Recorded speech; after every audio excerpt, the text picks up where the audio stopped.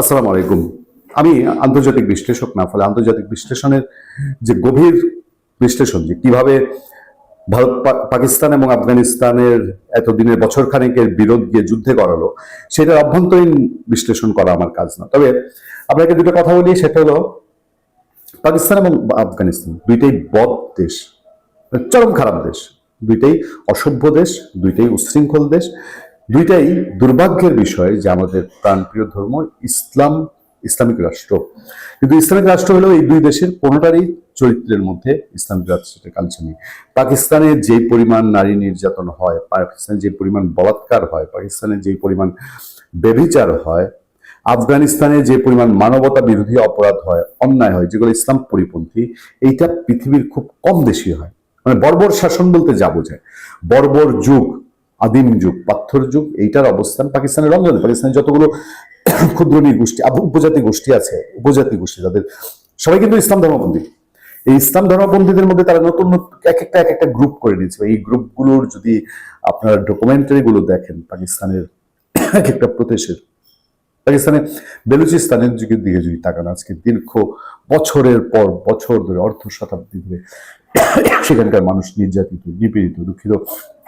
আমরা সেই মানুষগুলোর অনেক সময় ছবি দেখি, অনেক সময় ডকুমেন্টারি দেখি। আফগানিস্তান তাই।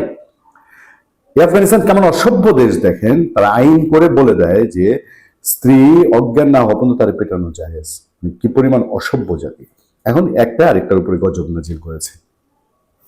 কেমন গজব নাজিল করেছে একটা আরেকটার উপরে? আফগানিস্তানের বিরুদ্ধে পাকিস্তানের অপারেশন গজব লিল হক শুরু।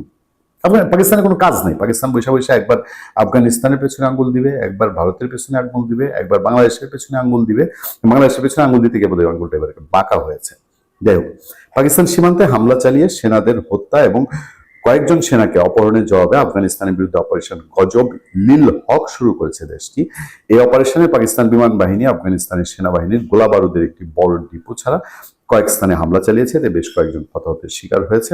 শুক্রবার এই হামলা শুরু হয়। পাকিস্তানের প্রধানমন্ত্রী নওয়াজ শরীফের বিদেশি সংবাদ মাধ্যম বিষয়ক মুখপাত্র মোশাররফ জাইদি, তিনি ভোর 4:50 সামাজিক যোগাযোগ মাধ্যম এক্সে এক পোস্টে জানান, রাত 3:45 থেকে আফগানিস্তানের বিরুদ্ধে অপারেশন গজব লিল হক শুরু করেছে পিএএফ বিমান বাহিনী এবং স্থলবাহিনী বা আর্মি। সেই অভিযানের অংশ হিসেবে ইতিমধ্যে রাজধানী কাবুল এবং পাকতিয়া ও কান্দাহার প্রদেশের বেশ কয়েকটি সামরিক স্থাপনাকে হামলার লক্ষ্যবস্তু করা হয়েছে। ইন্টারন্যাশনালি এখানে কি খেলাধুলা আছে না আছে সেটা হয়তো সময় পরিষ্কার করবে। আফগানিস্তানকে তো শেষ করে দিয়েছে।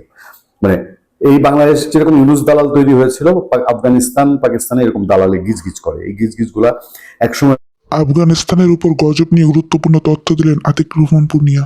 ভরপুর আফগানিস্তানটাকে এখন একেবারে দুর্ভিক্ষের মুখোমুখি, পৃথিবীর নিম্ন স্ট্যান্ডার্ডের জনগোষ্ঠীর জায়গায় দাঁড় করিয়ে দিয়েছে এই তালেবান এইসব মিলে। বাংলাদেশ ওই করার এই স্বপ্ন দেখেছিল। সেই অবস্থার মধ্যে এখন এই গজব লীল। আপনারা জানেন কিনা, আফগানিস্তানের সঙ্গে তুলনা করলে কিন্তু পাকিস্তানের সামরিক শক্তি অনেক অনেক বেশি, অনেক বেশি। এবং একটা পরমাণু শক্তি সম্পন্ন দেশ, সেই দেশ যুদ্ধ ঘোষণা করেছে। এই যুদ্ধের ফলাফল কি হবে এটা অনেকটা অনস্বীকার্য। ট্রাম্প বাবু যে দুই দেশেরই এখন মুরব্বী হচ্ছে, ট্রাম্প মাঝখান দিয়ে একটু হয়তো এদিক সেদিক ফোন টোন করে কিছু করবে, কিন্তু এই গজব এক মুসলিম দেশের উপর আরেক মুসলিম দেশের গজব, এটা সিগন্যাল মোটেও ভালো সিগন্যাল না।